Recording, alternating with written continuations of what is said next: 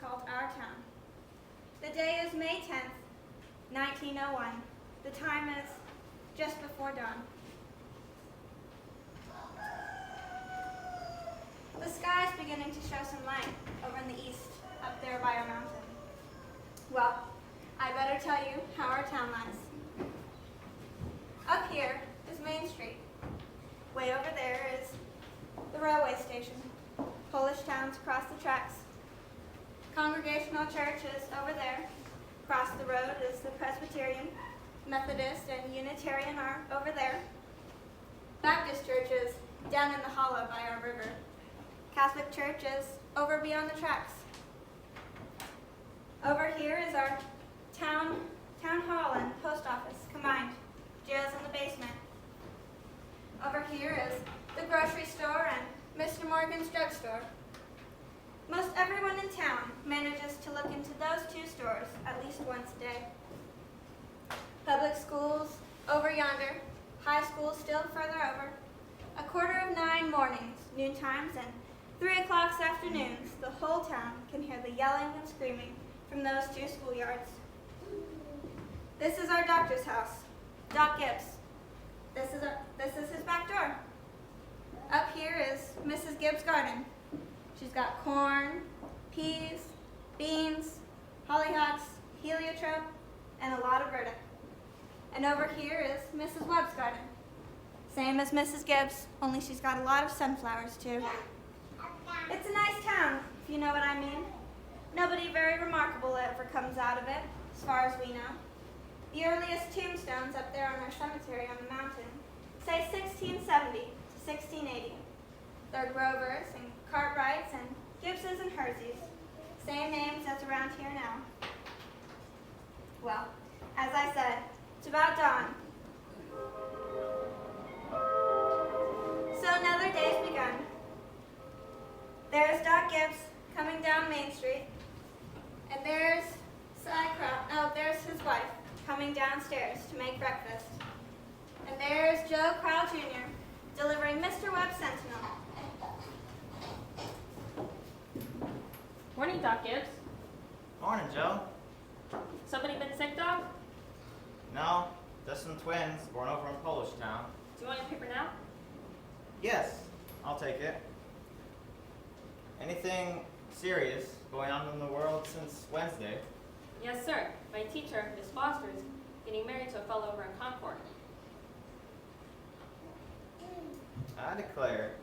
How do you boys feel about that? Well, of course, it's none of my business. But I think if someone starts out to be a teacher, she ought to stay one.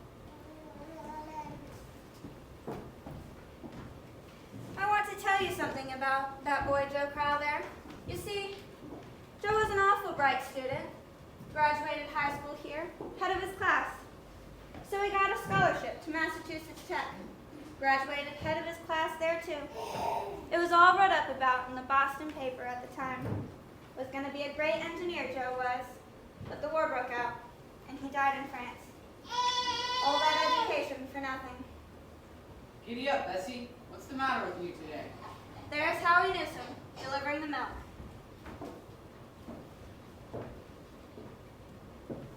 Morning, Doc Gibbs. Morning, Howard. Somebody been sick? No, just a pair of twins over to Miss Wodosławski's. Twins, eh? Town's getting bigger every year. Morning, Howie. Morning, Mrs. Gibbs. Seems like you're late today. Yep, something wrong with the separator. Don't know what 'twas. Doc, Howard. Children, time to get up. come on, Bessie. George, Rebecca, you'll be late for school. Everything all right, Frank? Yes, I declare. Easy as kittens. Well, sit down and drink your coffee. You can catch a couple hours sleep this morning, can't you? Miss Wentworth is coming at 11. Guess I know what that's about, too. Her straining ain't what it ought to be. All told, you'll get more than 3 hours sleep this morning, Frank Gibbs. I don't know what's going to become of you. I do wish I could get you to go away someplace and take a rest. I think it'd do you good.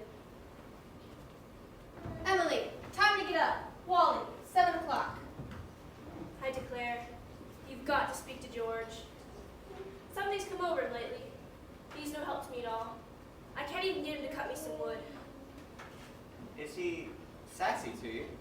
No, he just whines. All he thinks about is that baseball.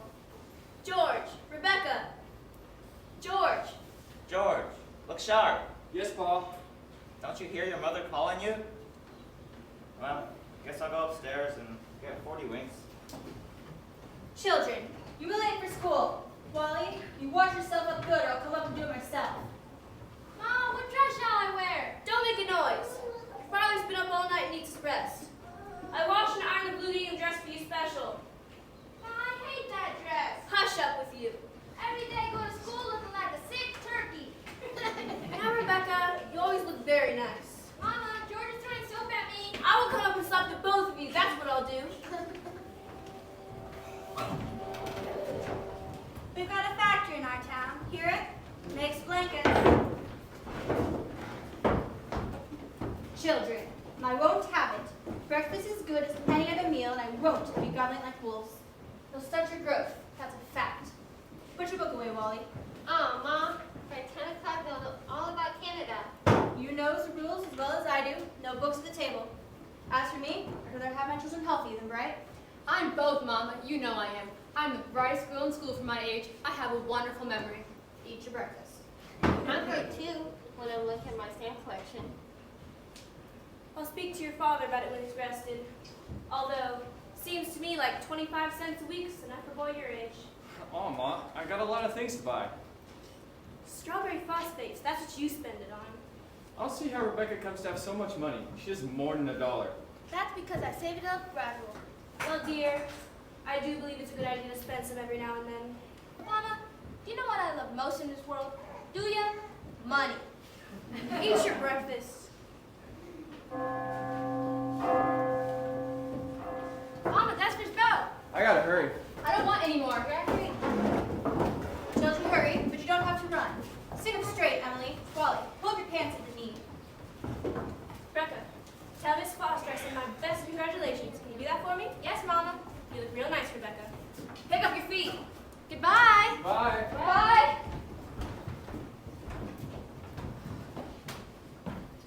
Good day, Myrtle. How's your cold? Well, I still get that tickling feeling in my throat. Told Charles that I didn't know if I'd go to choir practice tonight. Wouldn't be any use. Yes. Have you tried singing over your voice? Yes, but I can't seem to do that and stay on key. Now, Myrtle, I've got to tell you something. Because if I don't tell someone, I'll burst. Julia Gibbs. Myrtle, did one of those secondhand furniture men from Boston come to see you last Friday? No. Well, he called on me. At first, I thought he was a patient, wanting to see Dr. Gibbs, and he wormed his way into my parlor. Myrtle Webb, he offered me $350 for grandmother's highboy as I'm sitting there. Julia Gibbs. He did that old thing, but I was so big I didn't know where to put it. To think, I almost gave it to cousin Hester Wilcox. Well, you're gonna take it, aren't you? I don't know. You don't know? $350. What's come over you? Well, if I could get the doctor to take it and go someplace on a real trip, I'd sell it like that. You know, Myrtle, it's been a dream of mine to see Paris, France. It might sound crazy, I suppose, but I've been promising myself that if we ever had the chance. Well, what does the doctor think of it? Well, I did beat around the bush a little and said that if I got a legacy, because that's the way I put it, I'd make him take me somewhere. What did he say? You know him. I haven't heard a serious word out of him since I've known him. No, he said it might make him discontented with Grover's Corners to go traipsing about Europe, but I let well enough alone, he says.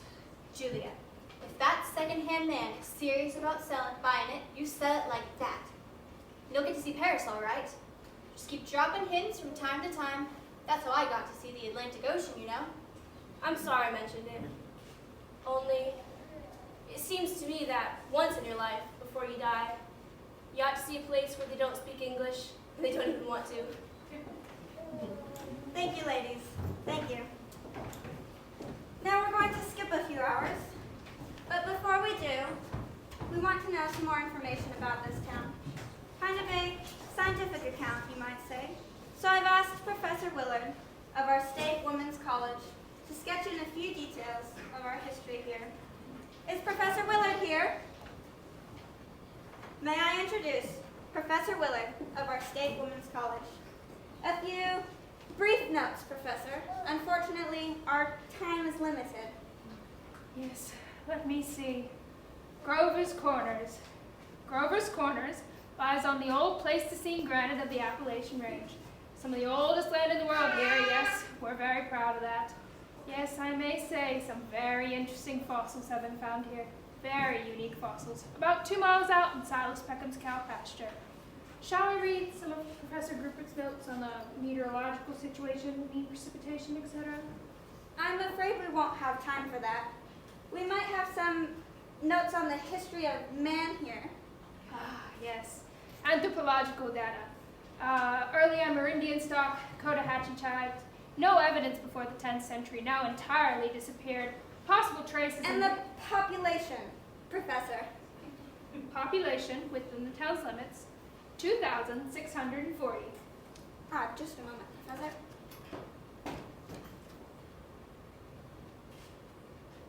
Ah, yes indeed. The population, at the moment, 2,642.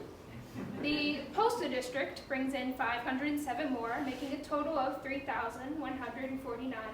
Mortality and birth rates constant. By McPherson's gauge, 6.032. Thank you, Professor. Thank you. We're all very much obliged to you, I'm sure. This way. Thank you. Thank you. Now the social and political account. Mr. Webb. Editor Webb. Be here in a moment. He just cut his hand while eating an apple. Thank you, Mrs. Webb. Charles, everybody's waiting.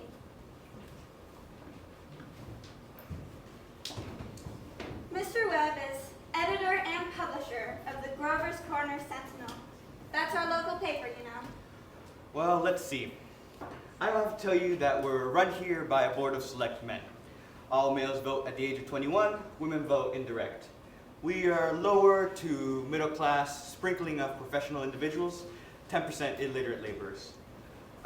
Politically, we are 86% Republican, 6% Democrat, 4% socialist, rest indifferent. Religiously, we are 85% Protestant, 12% Catholic, rest indifferent. Have you any comments, Mr. Webb? It's a pretty ordinary town if you ask me. Little better behaved than most. But our young people seem to like it here well enough. 90% of them graduating high school come to settle down right here, even when they've been away to college. Now, would anyone in our audience like to ask Mr. Webb a few questions of our history? Yes. Is there no one in town aware of social injustice and industrial inequality? Well, yes, everyone is. Something terrible. I guess we're all looking at who's rich and who's poor. Then why don't they do something about it? Well, I guess, like everyone else, everyone's hunting for a way for the diligent and sensible to rise to the top, and for the lazy and quarrelsome to sink to the bottom. It ain't easy to find. Meanwhile, we do all we can to help those who can't help themselves, and those who can we leave alone. Any more questions? Mr. Webb, is there any culture or love of beauty in Grover's Corners? Well, ma'am, there ain't much. Not in the sense you mean. Come to think of it, there are some girls who play piano down at high school commencement, but they ain't happy about it. So, no ma'am, there ain't much culture. But I guess this is a place to tell you that we do have a lot of pleasures of a kind here at Grover's Corners. We like watching the sun rise over the mountains in the morning. We all notice a good deal about the birds. Yes, everyone notices them. And we all watch the seasons change. Everyone notices that. Thank you, Mr. Webb. Now, we'll head back to town. It's early afternoon. All 2,642 have had their suppers. Yes, it's early afternoon. There's an early afternoon calm in our town. A buzzing and a humming coming from the schoolyards. A few buggies on Main Street. Horses dozing at their hitching posts.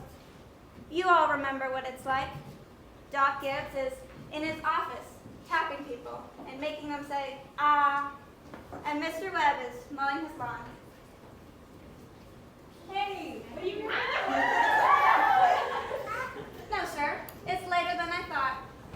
There are the children coming home from school. I can't, Louise. I've got to go home and help my mother, I promise. Goodbye. Emily, walk simply. Who do you think you are today? Oh, Papa, you're terrible. 1 minute you tell me to stand up straight, and the next minute you're calling me names. I just don't listen to you. Well, by golly, I've never been kissed by such a great lady before. Hello, Emily. Oh, hello, George. You made a fine speech in class today. Well, I was really ready to give a speech on the Monroe Doctrine, but at the last minute, Mrs. Concord made me talk about the Louisiana Purchase instead. I worked an awful long time on both of them. Gee, it's funny, Emily. I can just see your head nights when you're doing your homework over in your room. Why can you? Yeah, you certainly do stick to it, Emily. I don't see how you can sit all that long. I guess you just like school. Well, I always feel it's something you have to go through. Yeah. I don't mind it, really. It passes the time. You know, Emily, we might work out you could give me a hint or two about one of those algebra problems? I don't mean the answers, Emily. Of course not. Just some little hint. Well, I think hints are allowed. So, George, if you get stuck, you whistle to me, and I'll give you some hints. You're just naturally bred, I guess, Emily. I always figure it's just the way a person's born. Yeah. Do you know, Emily, I want to be a farmer. And my Uncle Luke says that I can come and work at his farm. And if I'm any good, I can just gradually have it. You mean the house and everything? Yeah. Well, I better get going out to the baseball field. Thanks a lot, Emily. Good afternoon, Mrs. Webb. Good afternoon, George. So long, Emily. So long, George.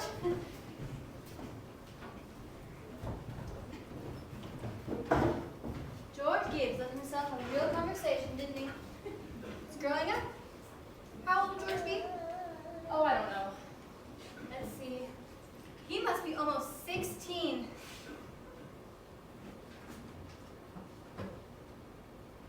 Well, Mama, I made a speech in class today, and I was very good. Mr. Sadet, to your father's supper. What was it about? The Louisiana Purchase. It was like silk off of school. I'm going to be making speeches all my life. Well, Mama, will you answer me a question? Serious? It's seriously, dear. It's not serious. Seriously, Mama, will you? Of course I will. Well, Mama, am I good looking? Yes, of course you are. All of my children have good features. I'd be ashamed if they hadn't. Oh, Mama, that's not what I mean. What I mean is, well, am I pretty? Now, I've already told you yes. You have a nice, young, pretty face. I've never heard of such foolishness. Oh, Mama, you never tell us the truth about anything. I am telling you the truth. Well, Mama, were you pretty? Yes, I was, if I do say it. I'm the prettiest girl in town, next to Minnie Cartwright. Well, Mama, you've got to say something about me. Well, am I pretty enough to get anybody, well, to get people interested in me?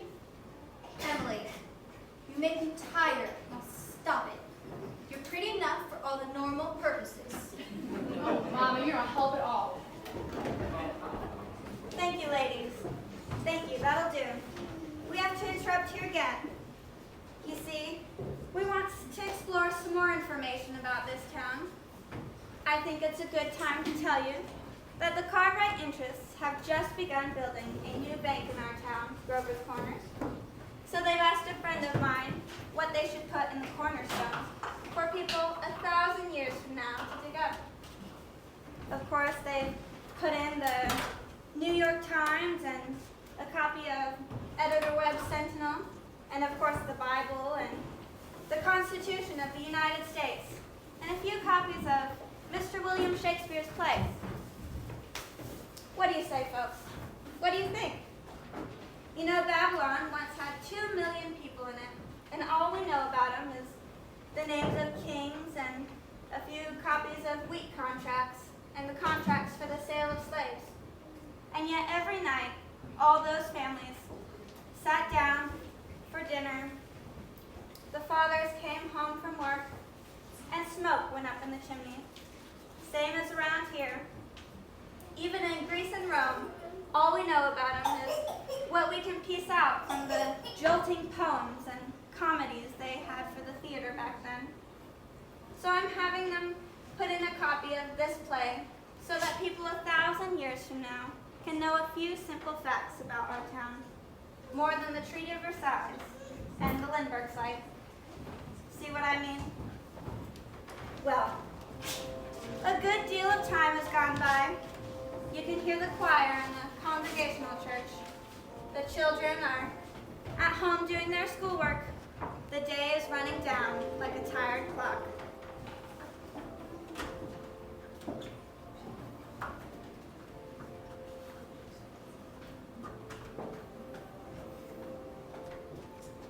Now look here, everybody.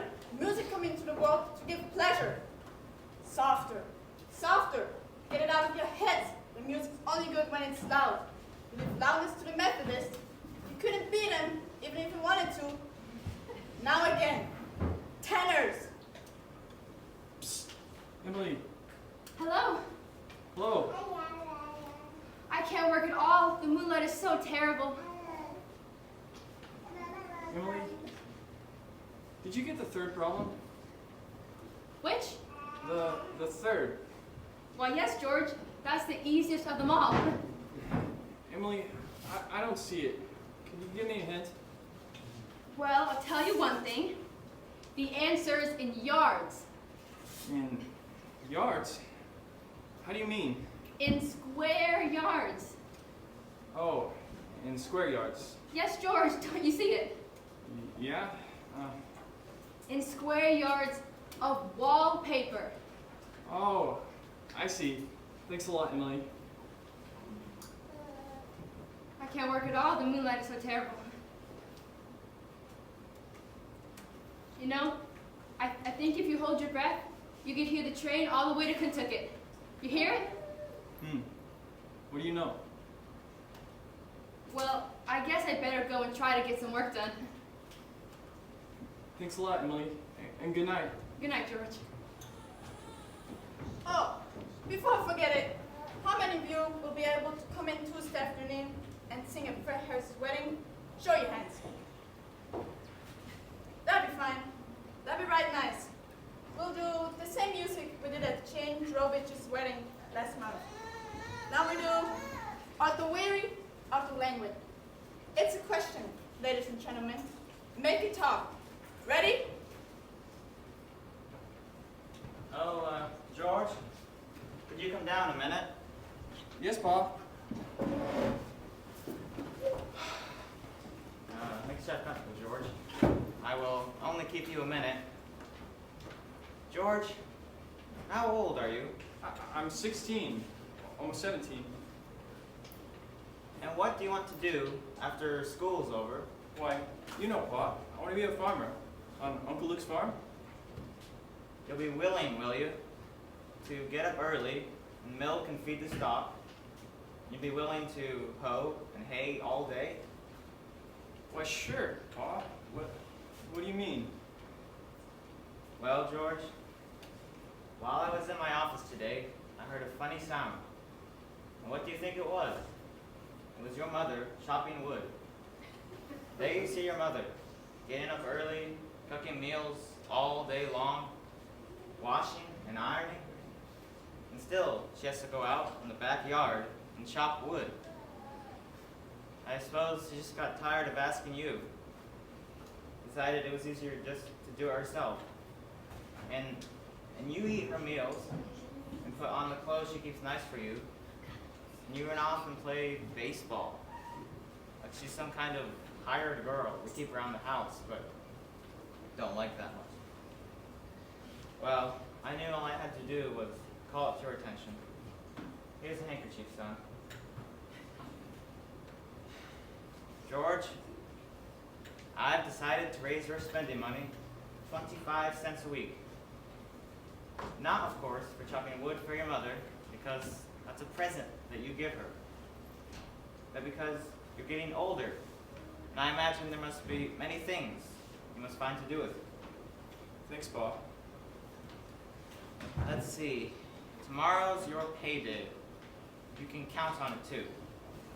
Probably Rebecca will feel she ought to have some as well. Wonder where your mother could be. Choir practice was never this late before. It's only 8:30, Pa. I don't know why she's in that old choir. She hasn't any more voice than an old crow. traipsing around the streets this hour of the night. Well, suppose it's about time you retired. What you think? Yes, Pop. Good night, Martha. Good night, Mr. Foster. A nice choir practice, wasn't it? Myrna Webb, look at that moon, would ya? Potato weather for sure. Naturally. I didn't want to say a word about it in front of all those others, but now that we're alone, it really is the worst scandal that ever was in this town. What? Simon Stimson. Now, Luella. But Julia Gibbs, to have the organist of our church drink and drunk year after year. You know that he was drunk tonight. Now, Luella. We all know Mr. Stimson, and we all know the troubles he's been through. And Dr. Ferguson knows it too. And if Dr. Ferguson keeps him there on the job, the only thing the rest of us can do is to not notice it. Not notice it? It's getting worse. Now, Luella, I've been in that choir twice as long as you have. It doesn't happen anywhere near so often. I hate to go to bed at a night like this. I better hurry. Those children will be up till all hours. Good night, Luella. Good night, Myrna. Good night, Julia.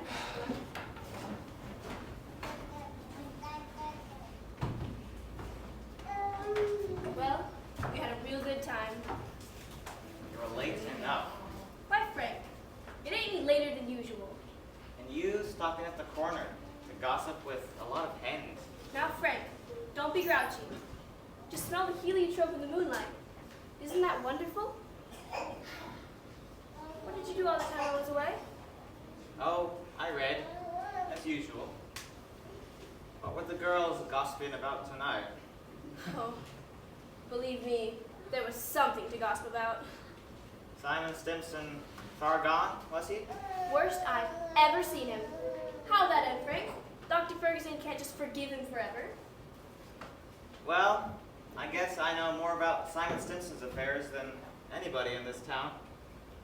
Some people ain't made for small town life. Truth is, I don't know how that'll end. There's nothing we can do besides just leave it alone. Come, get in. Not yet. Frank, I'm worried about you. What are you worried about? Well, I believe it's my duty to make sure you get a real rest and change. And if I get that legacy, I'm going to insist upon it. Now, Julia, there's no sense in going over that again. Frank, you're just unreasonable. Come, get in. It's getting late. First thing you know, you'll catch cold. I gave George a piece of my mind tonight, and I reckon you'll have your wood chopped for a while at least. You know, Frank, Mrs. Fairchild locks her door every night. All those people up that part of town do. They're all getting citified. That's the trouble with them. They haven't got anything fit to burn. Everybody knows it. Come, let's get upstairs.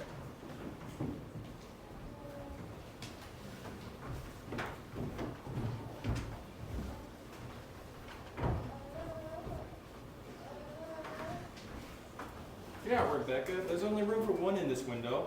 Well, you're always spoiling everything. Well, let me look just a minute. Use your own window. I did, but there's no moon there.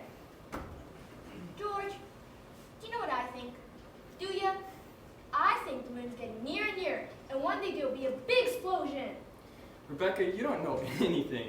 If the moon were getting any nearer, the guys who sit up all night with their telescopes would see it first, and they'd tell all about it, and it'd be in all the newspapers. But George, is the moon shining on South America, Canada, and half the whole world? Oh, probably is.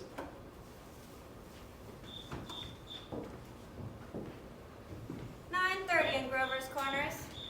Most of the lights are out. No, there's Constable Warren trying a few doors on Main Street. And there's Editor Webb after putting his newspaper to bed.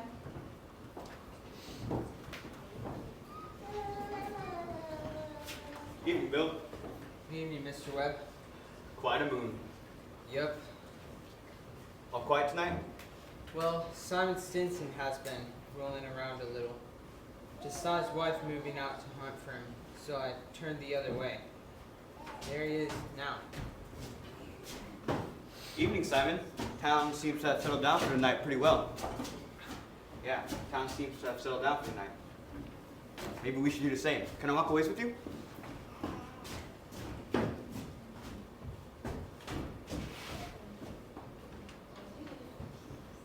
I don't know how that's gonna end, Mr. Webb. Well, he's seen a peck of trouble. One thing after the other. Good night, Bill. Good night, Mr. Webb.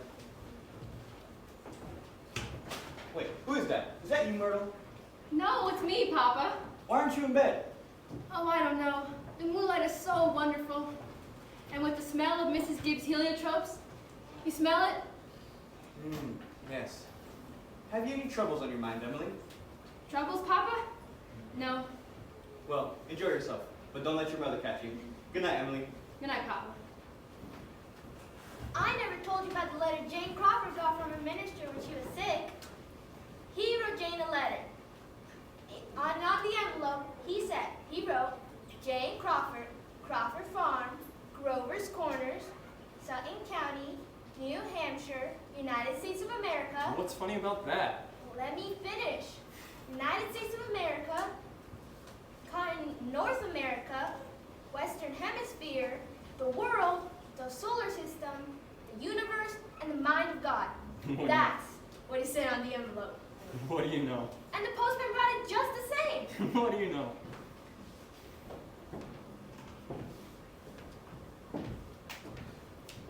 That's it for the first act, folks.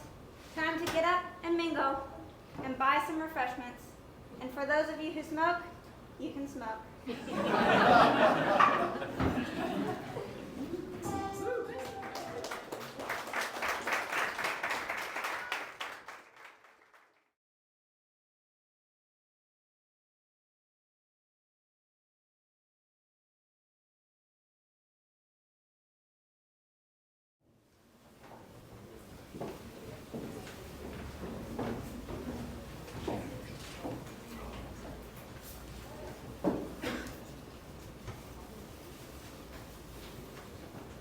Years have gone by. The sun's come up over 1,000 times. Some babies that weren't even born yet have begun talking regular sentences already. And a number of people who thought they were right young and spry have found that they can't bound up a flight of steps like they used to without their hearts fluttering a little. All of that can happen in 1,000 days. Nature's been pushing and contriving in some ways too. A number of young people fell in love and got married. Most everybody in the world gets married. In our town, there aren't hardly any exceptions. Most everybody in the world climbs into their graves married. The first act was called The Daily Life. This act is called Love and Marriage. There's another act coming after this one. I reckon you can guess what that will be about. So, it's 3 years later. It's 1901. 3 years later? I know. It'd be 1904. It's July 7th, just after high school commencement. That's the time when our young folks jump up and get married. As soon as they've passed their exams in solid geometry and Cicero's orations, they suddenly feel themselves fit to be married. It's early morning. Only this time it's been raining, been pouring and thundering.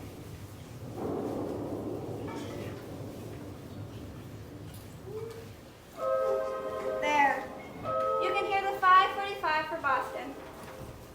Here come Mrs. Gibbs and Mrs. Webb downstairs to make breakfast, as if it were an ordinary day. I don't have to point out to the woman in my audience that these two ladies, both of these ladies they see before them, have cooked 3 meals a day. One of them for 20 years and the other for 40, and never a summer vacation. Both of them have raised 2 kids apiece, washed, cleaned the house, and never a nervous breakdown. It's like one of those Middle West poets said, you've got to love life to have life, and you've got to have life to love life. Kind of a vicious circle. Here's Howie Newsom delivering the milk. And here comes Cy Crowell delivering the papers like his brother before him. Morning, Howie. Morning, Si. Anything in the papers to know? Nothing much. Except for news about the best baseball pitcher Grover's Corners ever had. George Gibbs. Reckon he is. I don't see how he could give up a thing like that just to get married. Would you, Howie? Can't tell, Si. Never had no talent that way. You're up early, Bill. Seeing if there's anything I can do to prevent a flood. The river's been rising all night. Si Crow here's all worked up about George Gibbs retiring from baseball. Yes, sir. That's the way it goes. Back in '84, we had a player, Si. Even George Gibbs couldn't touch him. Name of Hank Todd. Went down to Maine and became a parson. Wonderful ball player. How does the weather look to you, Howie? Oh, it ain't bad. Think maybe it'll clear up for good.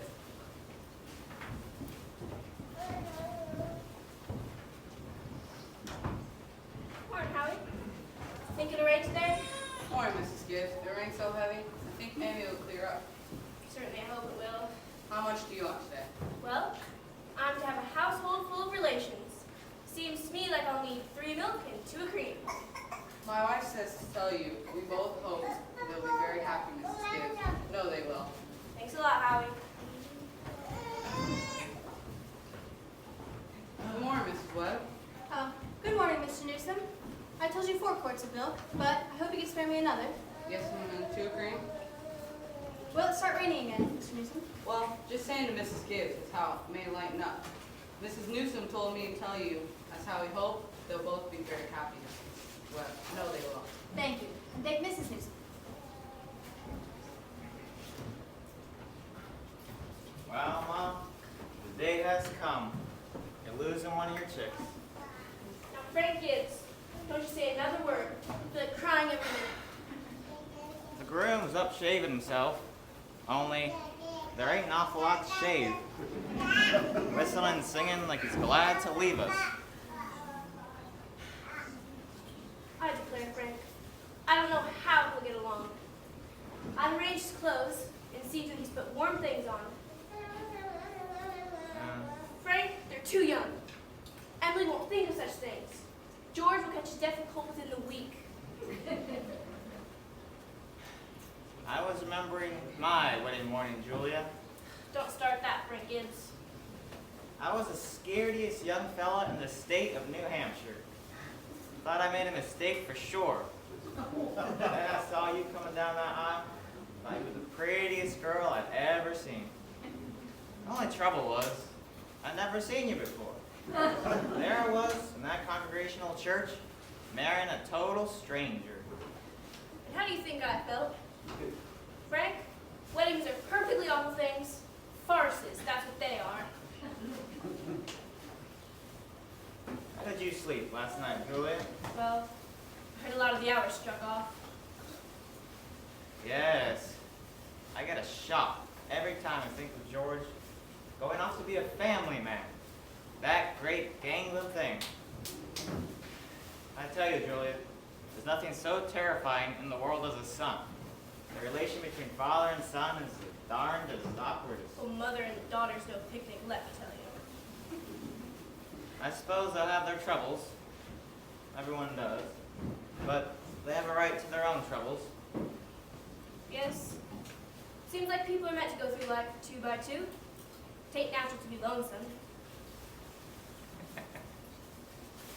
Julia, do you know one of the things I was most afraid of when I married you? Get along with you. I was worried we'd run out of conversation. More than last us a few weeks. I was afraid we'd run out of material and sit down and eat our meals in silence. And here we are. We've been conversing now for 20 years without any noticeable barren spells. Well, good weather, bad weather. I always find something to say. Did you hear Becca stirring around upstairs? No. Only day of the year. She isn't up there managing everybody's business. She's hiding in her room.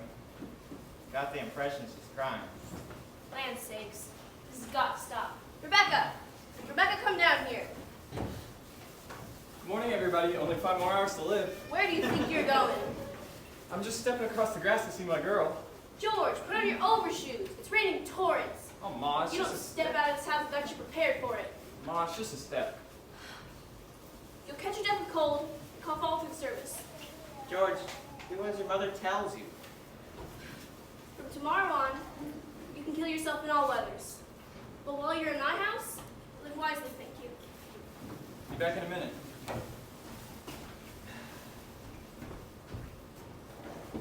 Goodness, George. You frightened me. Now, you can come in, but no, I can't ask you in. Why not? George, you knows the rules as well as I do.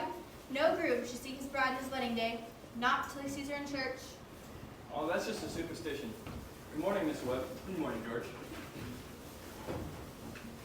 You don't believe in that superstition, do you, Mr. Webb? Well, there's a lot of common sense in some superstitions, George. Millions have followed it. You don't want to be the first to fly in the face of custom. Where's Emily? She's asleep. Haven't heard a peep out of her. Emily's asleep? Well, no wonder. We were up till all hours, sewing and packing. Now, tell you what I'll do. I'll go up and see if she doesn't want to come down and surprise you. Well, George, how are you? Fine. Fine, Mr. Webb. What sense could there be in a superstition like that? Well, you see, on her wedding morning, a girl's head apt to be full of clothes and one thing and another. Don't you think that's probably it? Yes. Girls have to be mighty nervous on a wedding day. But I wish a man could get married without all that marching up and down. Every man that's ever lived has felt that way about it, George. But it hasn't been of any use. It's the women folk who have built up weddings, my boy. For a while now, they've had it all their own. A man looks pretty small at a wedding, George. All those good women standing shoulder to shoulder, making sure the knot is tied in a mighty public way. But you do believe in it, don't you, Mr. Webb? Oh, yes, yes. Don't misunderstand me, my boy. Marriage is a wonderful thing, and don't you forget that. No. No, sir, Mr. Webb. How old were you when you got married? Oh, age hasn't much to do with it, not compared with other things. What were you going to say, Mr. Webb? Oh, I don't know. Was I going to say something?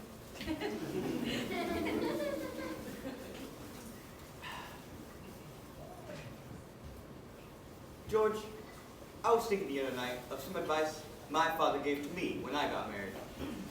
Charles, he said, start out early showing who's boss.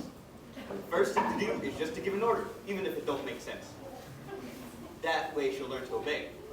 He said, if anything of your wife irritates you, her conversation or anything, just get up and leave the house. That'll make it clear to her. Ah, and yes, never let your wife know how much money you have. Ever. I don't think I could. So, I took the opposite of my father's advice, and I've been happy ever since. And let that be a lesson to you, George. Never take advice on personal matters. George, Emily's got to come downstairs and eat her breakfast. She sends you her love, but doesn't want to lay her eyes on you. Goodbye. Bye. I guess you haven't heard of the older superstition, Myrtle. What's that, George? Since the caveman, no bridegroom should see his father-in-law on the day of the wedding, or near it. Now remember that.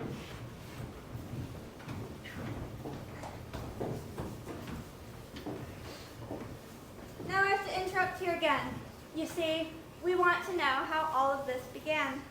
This plan to spend a lifetime together. You know how it is. You're 21 or 22 and you've made some decisions. Then whoosh, you're 70. You've been a lawyer for 50 years and the white-haired woman at your side has eaten over 50,000 meals with you. How do such things begin?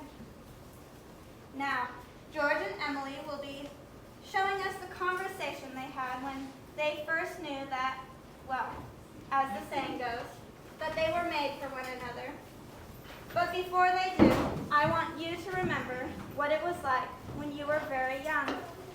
Specifically, the days when you were first in love. When you were like a person sleepwalking. You're just a little bit crazy. Will you remember that for me? Thank you. Now, George and Emily will be coming out of high school at 3 o'clock.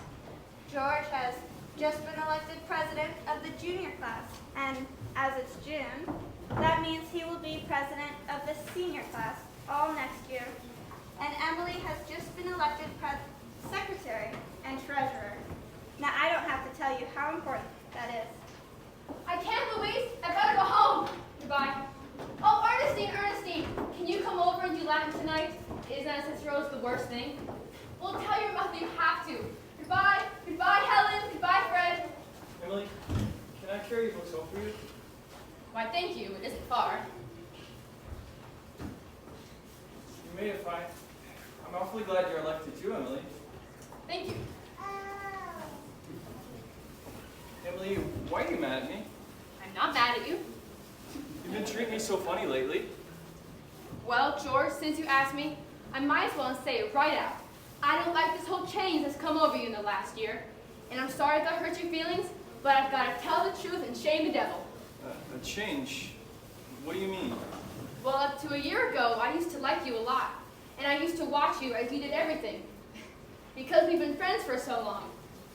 And then you began spending all your time in baseball, and you never stopped to speak to anybody anymore. Not even to your own family you didn't. And George, it's a fact. You've gotten awful stuck up and conceited, and all the girls say so. They may not say so to your face, but that's what they say about you behind your back. And it hurts me to hear them say it, but I've got to agree with them a little. No, Emily, I'm glad you said it.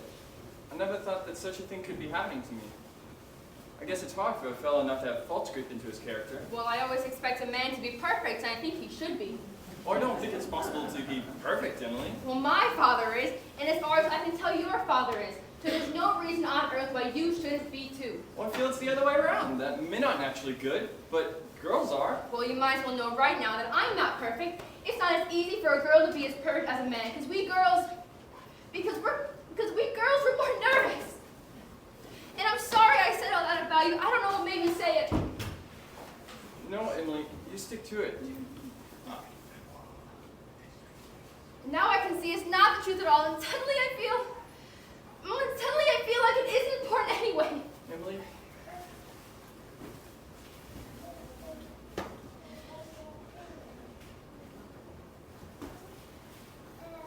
Emily, would you like an ice cream soda? Or something? Before we go home? Yes, thank you, I would.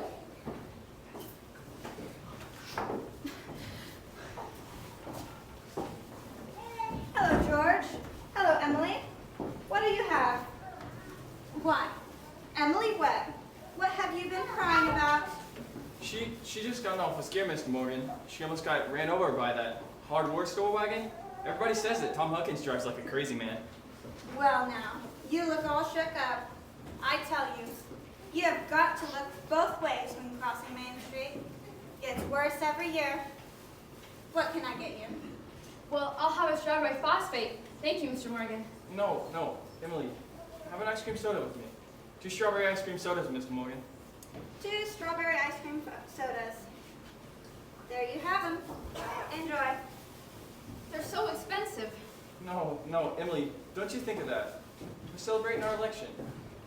And do you know what else I'm celebrating? No? I'm celebrating because I've got a friend who tells me all that ought to be told me. Oh, George, please don't think of that. I don't know why I said it. It's not true. You're... No, Emily, you stick to it. I'm going to change so quick.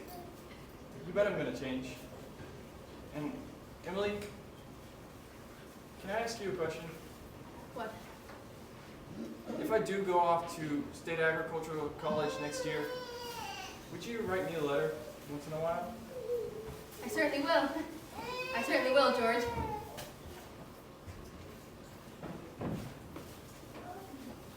You know, Emily? Well, it certainly seems like being away 3 years, you get out of touch with things. Maybe letters from Grover's Corners won't be so interesting after a while. Grover's Corners isn't a very important place when you think of Olive, New Hampshire. But I think it's a very nice town. The day wouldn't come when I wouldn't want to know everything that's happening here, Emily. I know that's true. Well, then I'll try to make my letters interesting.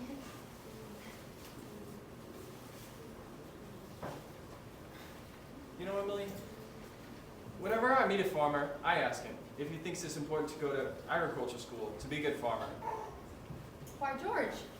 And some of them even say it's a waste of time, that you can get all that information anyhow out of the pamphlets that the government sends out. And my Uncle Luke's getting real old. He's about ready for me to start taking over the farm tomorrow, if I could. My. And like you say, being gone all that time in other places, meeting other people, yeesh. If anything like that could happen, I don't want to go away.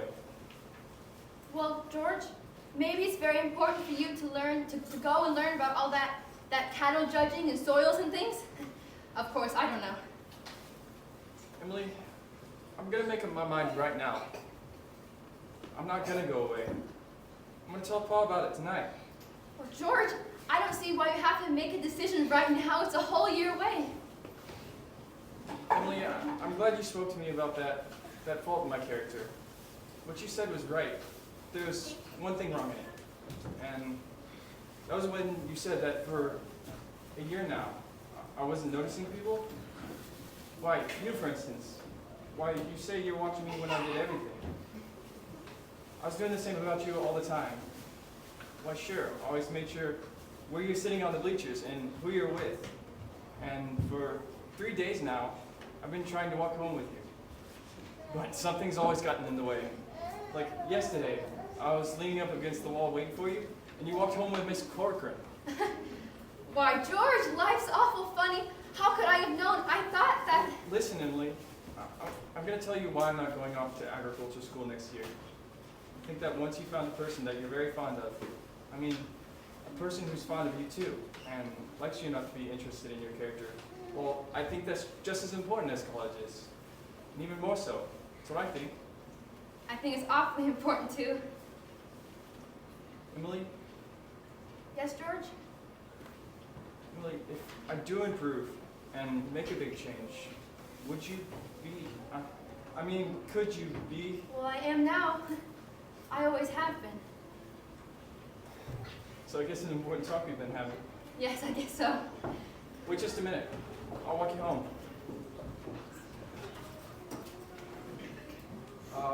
Mr. Morgan, I'll have to run home to get the money to pay you for this. I'll be back in a minute. What's that? George Gibbs, do you mean to tell me Yes, that... yes, Mr. Morgan, but I had reasons.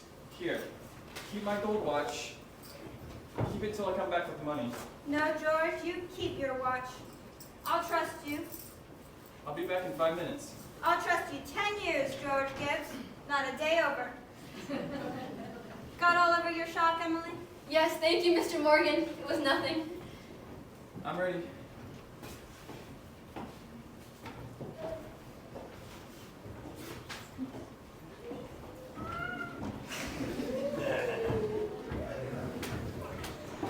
Now, we're ready to get on with the wedding.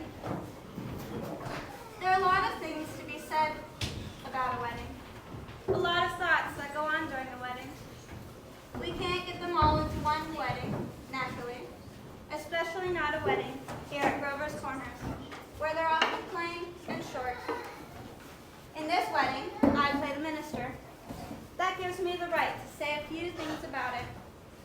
For a while now, the play gets pretty serious. It's like what some churches say, that marriage is a sacrament.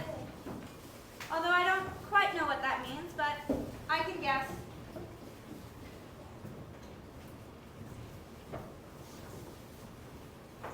Yes, it's like what Mrs. Gibbs said, that people were meant to live life 2 by 2. Well, we mustn't forget the witnesses at this wedding, the ancestors, millions of them. They set out to live life 2 by 2, millions of them. Well, that was all for my sermon. It wasn't very long anyway. Don't know why on earth I should be crying. I suppose there's nothing to cry about. It came over me at breakfast this morning. There was Emily, eating her breakfast as she's done for 17 years. And now she's going to go eat it in someone else's house. Oh, I've just got to say it. There's something downright cruel about the way we send our daughters into marriage this way. Oh, I hope her girlfriends have told her a thing or two. It's cruel, I know, but I couldn't bring myself to say anything of it. I went into it blind about myself.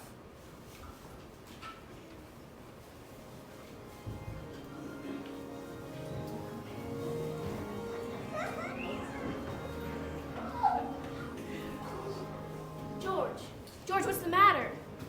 Ma, I don't want to grow old. Why is everybody pushing me so? George, you wanted it. No, Ma, listen to me. George, you're a man now. No, Ma, for the last time I'll ask you. All I want to do is be a fellow. George, stop. If anyone should hear you. You're a man now. I need to do this. Where's Emily? George gave me such a turn.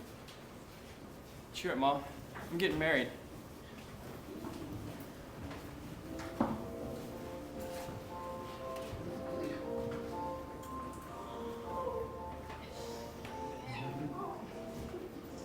Oh, I've never felt so alone in my whole life. And George over there looking so... Oh, I hate him! I wish I were dead! Oh, Papa! No, Emily, don't get upset. Papa, I don't want to get married! Look, Emily, just stop and think a minute. Why can't I stay for a while just as I am? Let's go away. No, Emily, you're just nervous. Don't you remember what you used to say all the time? You used to say that I was your girl. There must be lots of places we can go to. No, Emily, you mustn't think of such things. You're just nervous. George, why, you're marrying the best young fellow in the world. Papa. George is a fine fellow. I'm giving away my daughter, George. Do you think you can take care of her?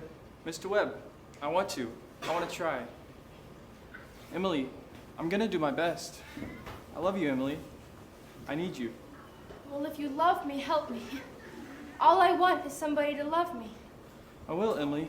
I'll try. And I mean forever, you hear? Forever and ever.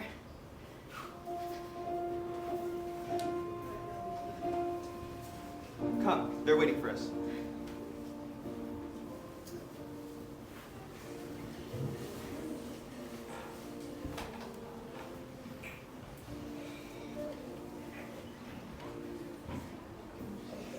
Do you, George, take this woman, Emily, to be your wedded wife, to have and to hold? I do.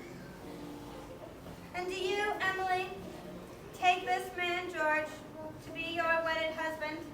I do. I don't know when I've been to such a lovely wedding. Oh, I always cry. I don't know why, but I always do cry. I just love to see young people happy, don't you? I think it's lovely. I've married over 200 couples in my day. Do I believe in it? I don't know. But every now and then, it gets interesting. Let's have Mendelssohn's Wedding March.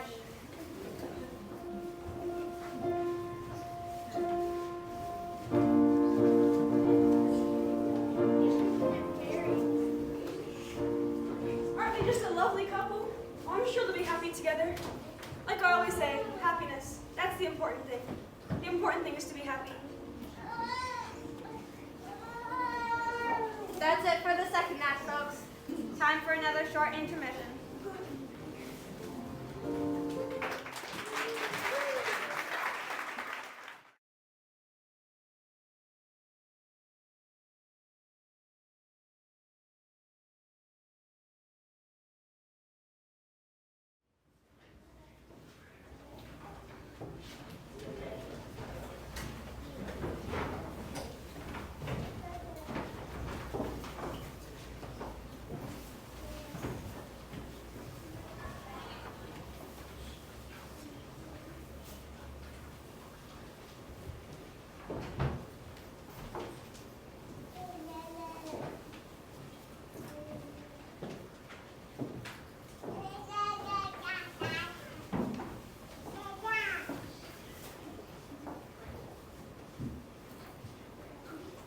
Years have gone by, friends.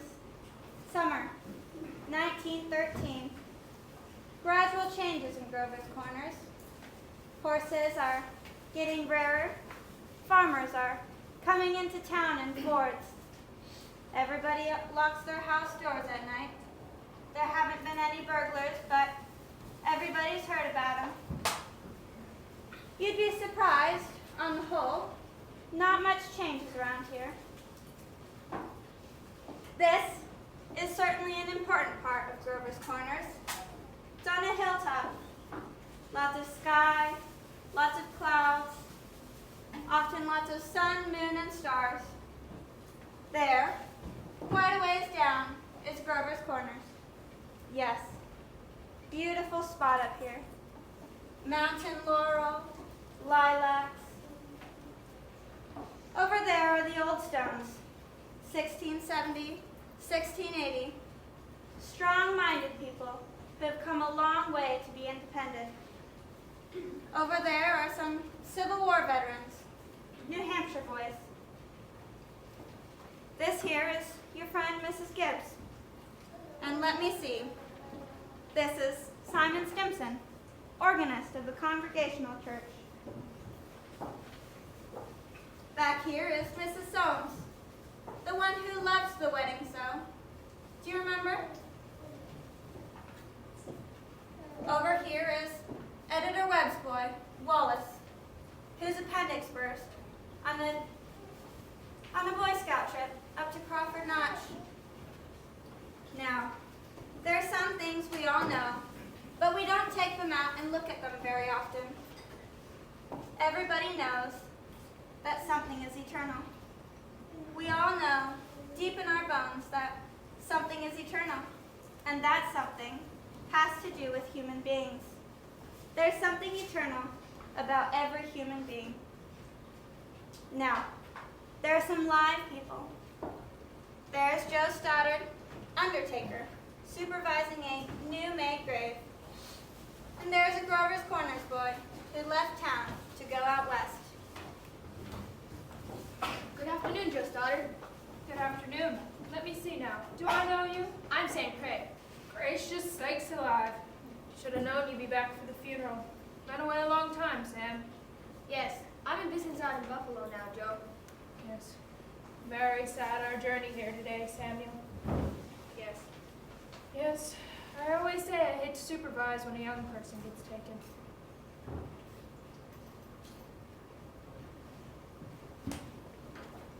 Why, this is my Aunt Julia. I've forgotten she... Yes, Doc Gibbs lost his wife 2 or 3 years ago.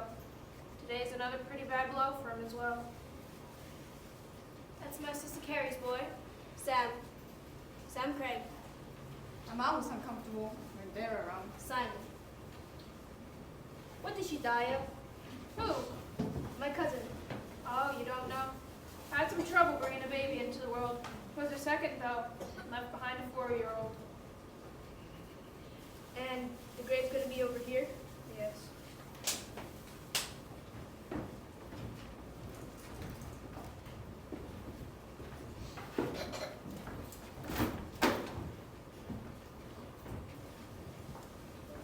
Who is it, Julia?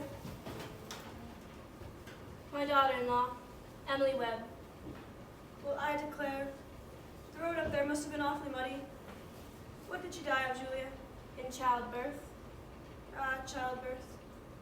I'd forgotten all about that. Wasn't life awful and wonderful? Wonderful? Was it? Simon. Now remember.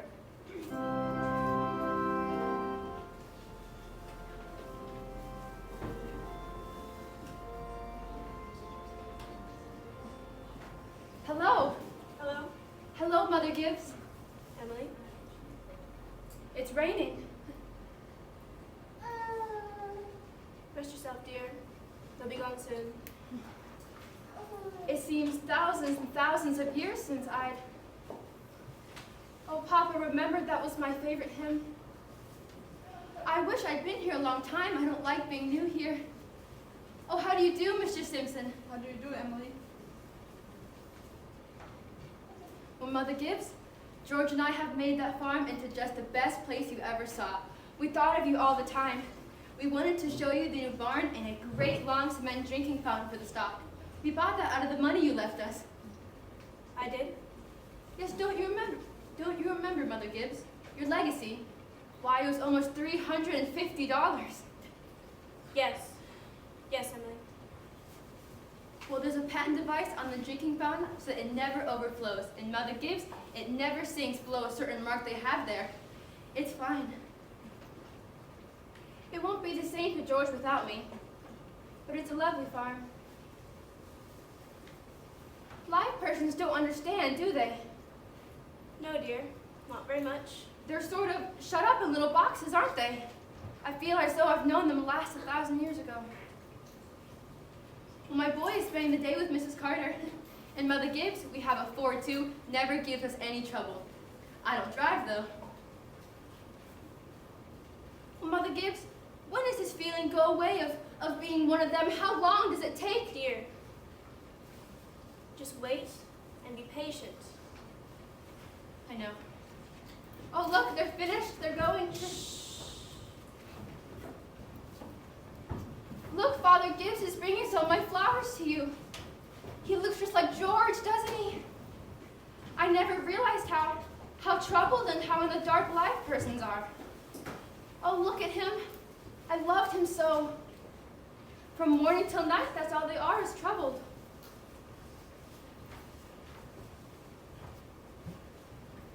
A little cooler than it was. Yes, the rain's cooled off a little. Those northeast winds always do the same thing, don't they? If it isn't a rain, then it's a 3-day blow. But Mother Gibbs, one can go back. One can go back into living. I know it, I feel it. Why, just for a moment, I was thinking about the farm, and for a moment I was there, and my baby was on my lap, plain as day.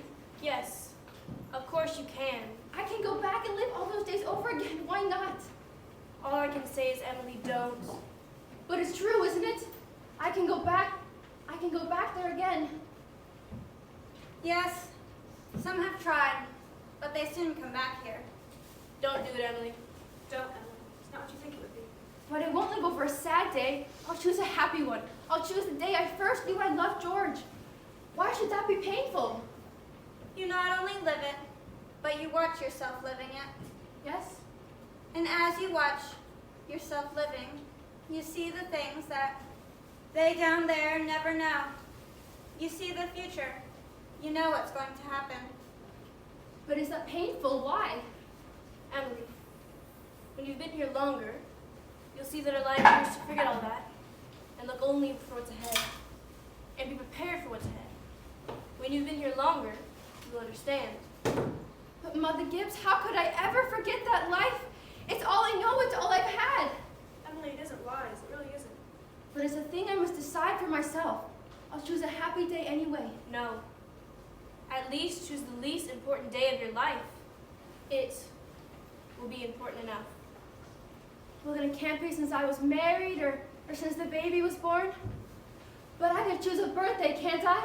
I choose my 12th birthday. February 11th, 1899, a Tuesday. Would you like any certain time of day? I want the whole day. We'll begin at dawn. There's Main Street. And there's Mr. Morgan's drugstore before he changed it. And there's the livery stable. Yes, it's 1899. This is 14 years ago. Oh, this is the town I knew as a little girl. And look, there's the old white fence that used to go around our house. Oh, I'd forgotten that. Oh, I love it so. Are they inside?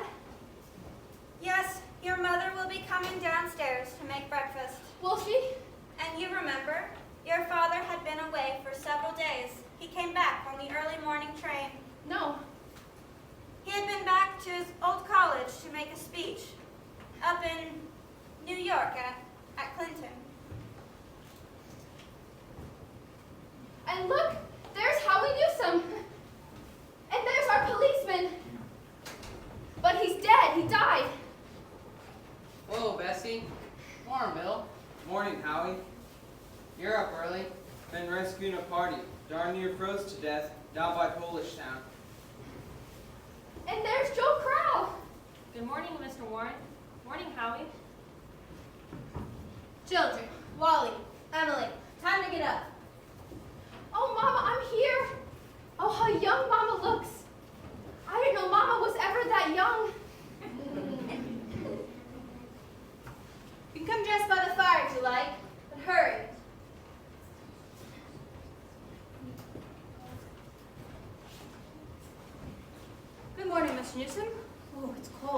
Yep, 10 below by my barn.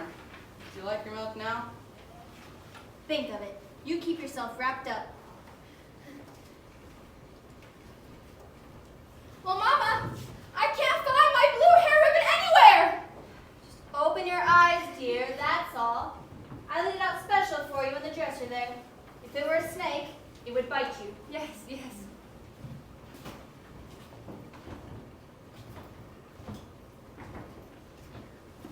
Good morning, Bill.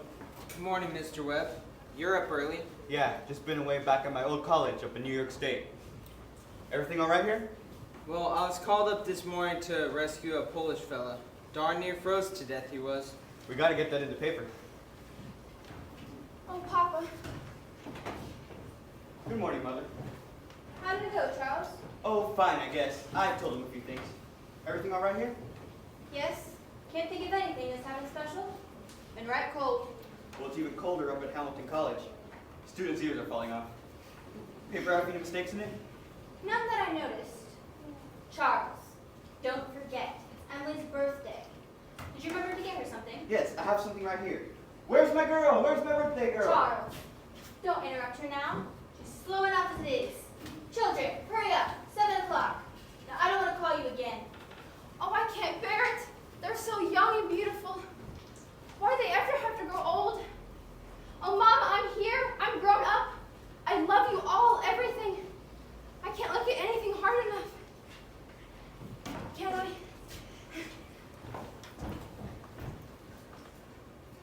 Good morning, Mama. Good morning, my dear. Many happy returns. There are some surprises waiting for you on the kitchen table. Oh, Mama, you shouldn't have.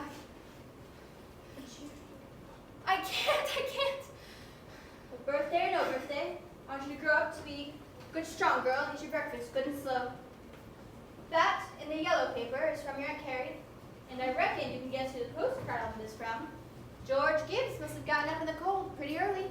Right nice of him. Oh, George, I've forgotten that. Chew that bacon good and slow. It'll keep it warm on a cold day. Well, Mama, just look at me 1 minute as though you really saw me. Mama, 14 years have gone by. I'm dead. You're a grandmother, Mama. I married George Gibbs, Mama. Wally's dead, too. His appendix burst on a camping trip to North Conway. We felt just terrible about it, don't you remember? But just for a moment, we're here together. Mama, just for a moment, we're happy. Mama, let's just look at one another. That, in the yellow paper, is from among your grandmother's things. Well, you're old enough to wear it now, and I thought you might like it. Oh, Mama, this is from you. Oh, it's lovely. It's everything I wanted. Well, hope you'd like it. Printed all over. Your Aunt Nora couldn't find one in Concord, so I had to send all the way to Boston. Wally has something for you, too. He made it in manual training class. Your father has a surprise as well, though I don't know what it is myself. Here he comes. Where's my girl? Where's my birthday girl? Oh, I can't bear it. Oh, I can't. It goes so fast. We don't have time to look at one another. So all that was going on and I never realized. So all that was going on and we never noticed. Take me back, up the hill to my grave. But first, wait. One more look.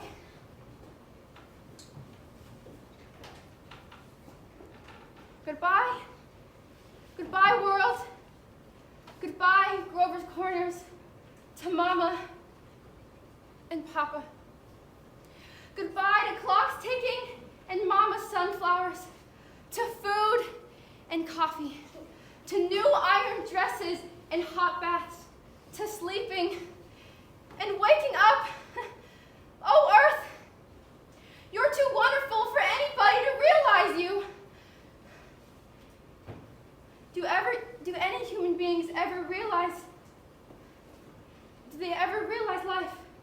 Every minute? No. The saints and the poets, maybe.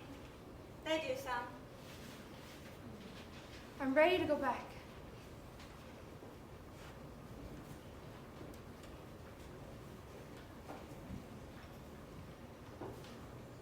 happy? No. I should have listened to you. That's all human beings are, blind. Just blind people. Look, the sky is clearing up, and the stars are coming out. Oh, Mr. Stimson, I should have listened to you. Yes. Now you know. Now you know. That's what it was to be alive. To move about in a cloud of ignorance. Go up and down, trampling on the feelings of those about you. To spend and waste your time as if you had a million years. To always be at the mercy of one self-centered passion or another. Now you know. That's what it was to be alive. Simon Stinson, that ain't the whole truth and you know it. Emily, look at that star. It's named down.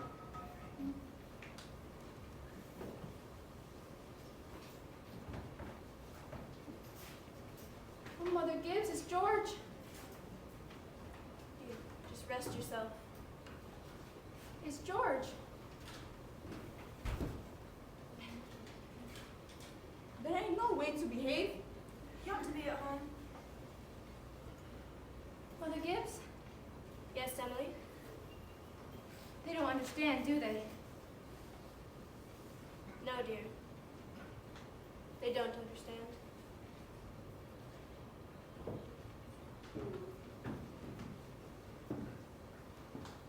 Most everybody's asleep in Grover's Corners.